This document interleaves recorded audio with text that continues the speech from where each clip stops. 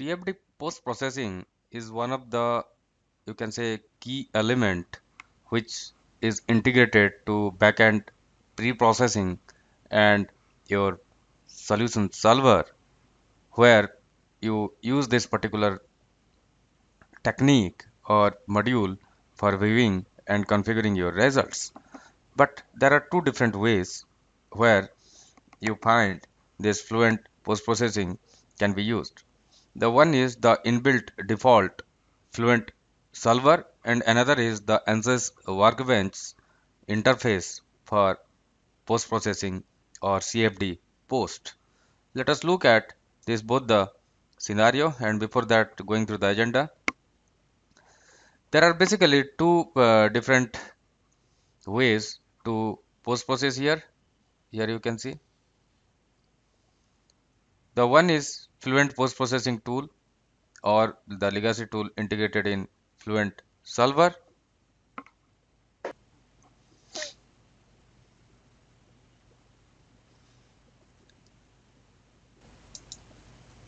Another very important mode is your ANSYS independent CFD post processing application, and this can be used as a standalone post processor within the workbench, and this is external interface ANSYS post processing tool that you can use independently.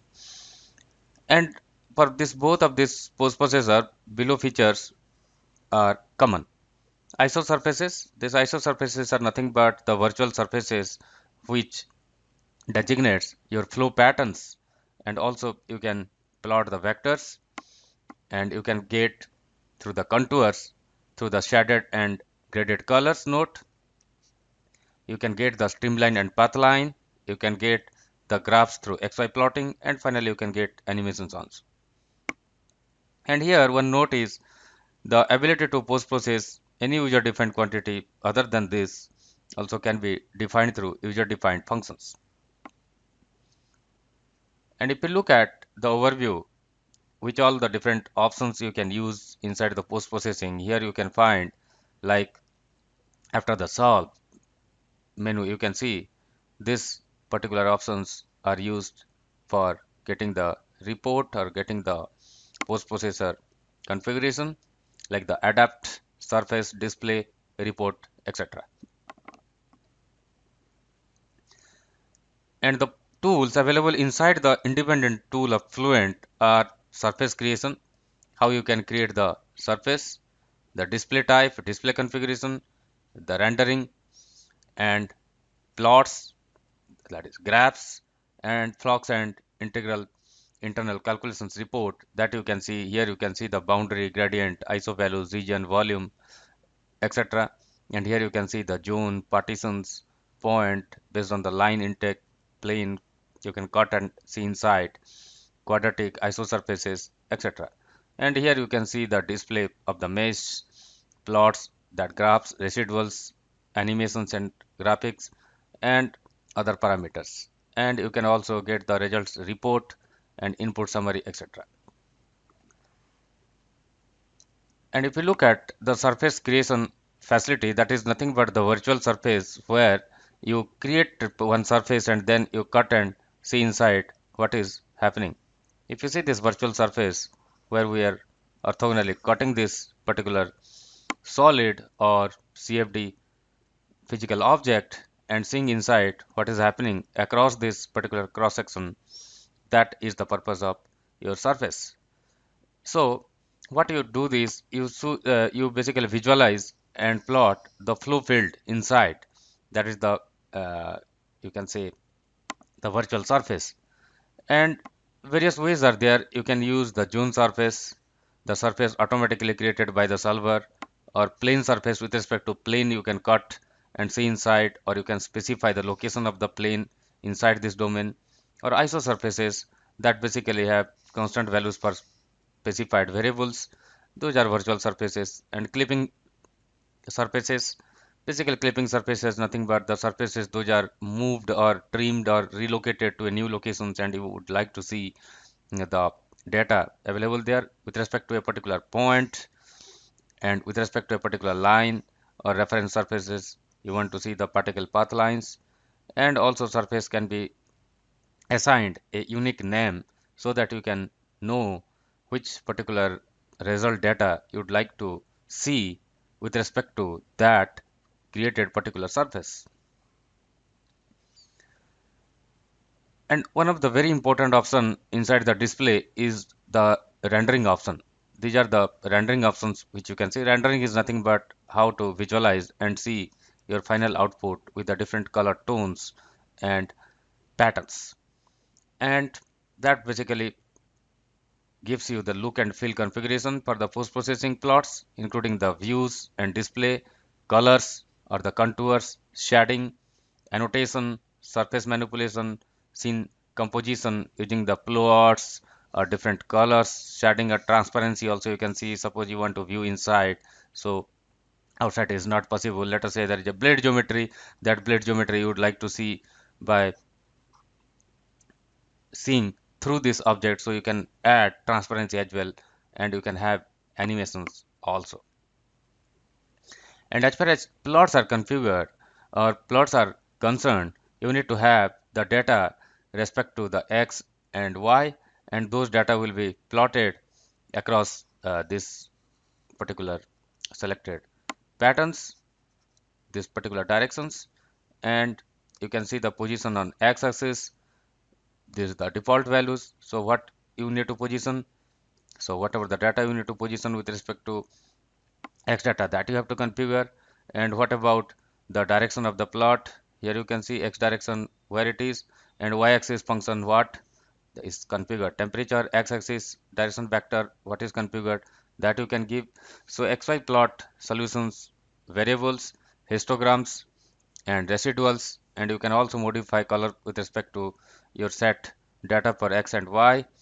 And this is one of the handy option where you can plot your data. And also you can configure your report, that is basically the global, you can see like the mass flow rate or maybe the heat transfer or maybe the radiation heat transfer rate, and with respect to maybe inlet or maybe with respect to outlet or maybe with respect to wall or maybe any particular selected boundaries, and that particular type you can configure here, and you can get this total data, and you can compute and then you can write as well with respect to the set function. And you can see the flux report or whatever the heat transfer data and the integrals, that directly you can configure and store that or compute that, and you can get here. And also the specific unit also will be shown here. But more precisely, post-processing with CFD post within the ANSYS workbench is one of the handy and more flexible and advanced options which you can directly use for working within ANSYS workbench. This is something how it looks like. So when you configure your Fluent data, the setup and solutions, here you can see the results, or you can directly drag and drop and then integrate this to your solutions. And here this result, when you select, that also gives you the facilities which I explained before. So this is very simple, drag and drop CFD post icon. You just drag this and drop over this particular existing Fluent solution setup, and also you can create a standalone setup like this from this particular tree, or you can use like an independent solutions protocol, drag and drop and use that. So this is the list of available solver here, so which you can directly drag and drop and use this here. Just find here CFD Fluent ANSYS and drag and drop it, or independently you can integrate this results as well. Not only this result, independently you can use this Fluent, or you can use the mesh, or whatever the options you would like to attach, that you can do. Or is very simple, go to the start option, program ANSYS particular version and ANSYS CFD post, and then you can manage and configure that.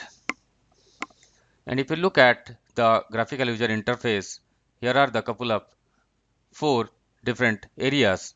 The first area which I would like to highlight here is the outline. So inside this particular tree, you'll get the outline, and this outline designate the particular areas which you can directly select and highlight and configure. And also you have one detail area dashboard where you can configure the geometry associated data or color or render or views. And here you can feed the data, and maybe I was talking about the transparency rate for that selected this particular whatever the domain you have, that you can also do. And some additional tab you can find like the variables, expression, calculators, etc. That also you can use. And at the bottom side you can see the various viewers like the chart viewers, table viewers, data, or the 3D view. This is the 3D view, and report view also. So like that you can configure as well. This is the overall graphical user interface. And if you see the workflow, this is very straightforward, and you need to understand this particular flow. So prepare the location where the data will be extracted. This is very specific to data referred to the location or the plot generated, and then create the variable or expressions which will be used to extract the data. Maybe some data you need to calculate with respect to certain formulation. Let us say this particular data you need to put through this particular equation and extract it. So that also can be done. And once you do that, you can generate the qualitative data at locations and generative then quantitative data at the location, finally get the real quantity, and you can generate the report. This is the basic workflow how you can see the data and interpret and finally get the final output. And creating the locations is driven through this outline which I explained in GUI. And when you select a particular reference, and then this location, you have various location maybe with respect to line, point, volume, or a particular isosurface internal data of the result. This isosurface is not physically present, but this is only the results associated surfaces, maybe a fluid field, and that creates a virtual surface, and that surface is referred as isosurface. And these locations, once you create, you can insert and you can attach that. Once created and generated this particular locations, you can directly see that in your this tree once you generate it. So you can generate n number of new locations with respect to the configuration of the data, and when you refer that to location, and then you can just double click the outline to edit it, or you can even delete that. And when you see this bunch of different locations with respect to your result, that directly gives you a 2D or 3D region based on your selection, and that you can refer for plotting and generating your report. And that is one of the important aspect which is very handy when you use the ANSYS independent workbench post processor. And you have bunch of options available in the right click. When you right click this, you can see, so when you go to the right click, that gives context sensitive menus. Right clicking on an object, that is wireframe or plane, shows options for that object. And you can also insert new objects based on that current selection, and you can just experiment different right click by selecting or deselecting a global, or maybe with respect to this particular axis. When you select, you will get the orientation, etc. And also directly you can get through the right click animation as well, and you can just, I was discussing the insert, that also you can do, and many other options which you can explore. But primarily the right click is context sensitive, so you need to be careful that what you are doing, based on that only the filtered options are available and that you can use.